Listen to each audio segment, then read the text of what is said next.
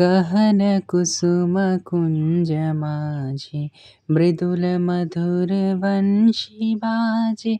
बिसरि त्रास लोक लाजे, सजनी आओ भृंगी आओ आओ सजनी वृंद, देख लो छवि श्री गोविंद। आओ आओ सजनी वृंद, देख लो छवि श्री गोविंद। तो ये देखिए, आज हमारे श्री राधा माधव लाल का हिंडोला मनोरथ मनाया जा रहा है। आज है पुत्रदा एकादशी और इस पुत्रदा एकादशी के शुभ तिथि पर हमारे श्री राधा माधव लाल का इस सुंदर कुसुम कुंज में, इतना सुंदर, इतना दिव्य पुष्प आदि से शोभित इस कुंज में, लताओं पताओं से शोभित है ये कुंज। इस कुंज में श्री राधा माधव सुंदर हिंडोला लीला कर रहे हैं। अपने सुंदर इस हिंडोला लीला, इस झूलन लीला के दर्शन करा रहे हैं, जो दर्शन ब्रह्मा आदि देवता करोड़ों करोड़ों अरबों खरबों वर्ष तपस्या करते हैं। अनगिनत वर्षों तक तपस्या कर कर भी जिसका दर्शन नहीं प्राप्त कर पाते हैं, और उसी सुंदर कुंज का दर्शन हम लोग सहज ही प्राप्त कर रहे हैं। ये देवताओं के लिए भी सुलभ नहीं है ये दर्शन जो हमें प्राप्त हो रहा है।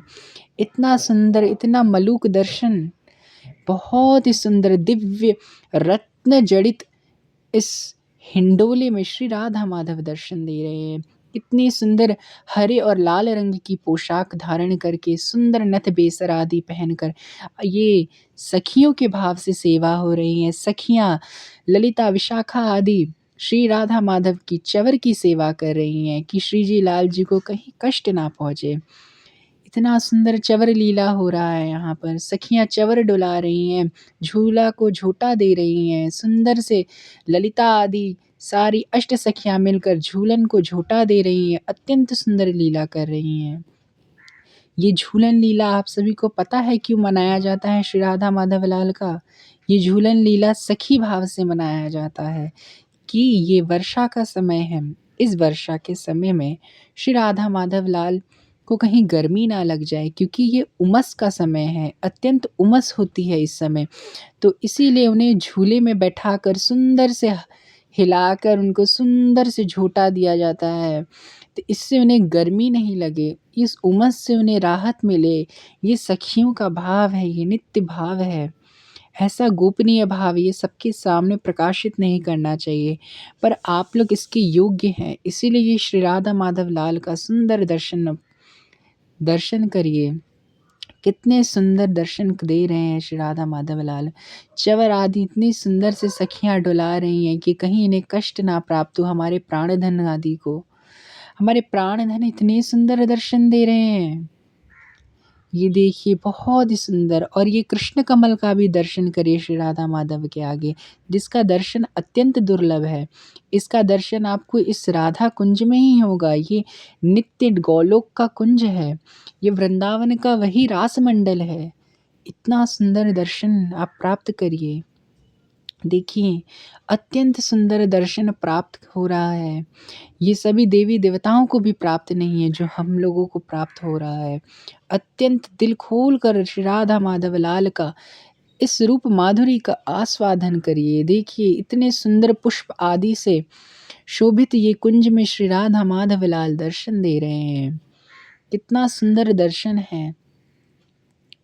अत्यंत सुंदर रत्न जड़ित इस मयूर के डिजाइन के झूलन में दर्शन दे रहे हैं। और देखिए, अत्यंत सुंदर कुंज में इतने सुंदर पुष्पों के बीच में हमारी पुष्पों से भी सुंदर श्री राधा रानी, अत्यंत कोमल, अत्यंत सुकुमारी श्री राधा रानी दर्शन दे रही हैं। और अब यहाँ पर उनकी आरती की तैयारी कर दी गई है। सारी आरती की सारी तैयारी की गई है। अब धूप आरती हो रही है। सुंदर से धूप आरती के दर्शन करिए। ये धूप आरती भी इसी भाव से हो रही है कि उन्हें कहीं दुर्गंध ना आए किसी भी चीज़ की, क्योंकि ये सीलन आदि की खुशबू आती है, इसमें सील आदि जाता है सब चीज़। इसलिए देखिए सुंदर सुगंधि उन्हें प्राप्त होती रहे। और ये एकादशी था तो ये तुलसी के काष्ठ से निर्मित लंबे दीप का आरती, उसके बाद ये पंचदीप से आरती हो रहा है श्री राधा माधव लाल का। अत्यंत सुंदर पंचदीप से आरती हो रही है। कितना सुंदर दर्शन हो रहा है देखिए, इतने प्यारे लग रहे हैं ठाकुर। ये देखिए अब शंख से आरती हो रही है। ये सब सखियों का भाव है, ये सखी भाव से सारी सेवा होती है इस कुंज में। कहीं भी किसी भी पुरुष का यहाँ पर प्रवेश नहीं है एकमात्र कृष्ण के। यहाँ सभी सखियाँ ही आ पाती हैं, तो यहाँ पर सेवा भी सखी भाव से होती है। इस देह से कोई स्त्री पुरुष नहीं होता है।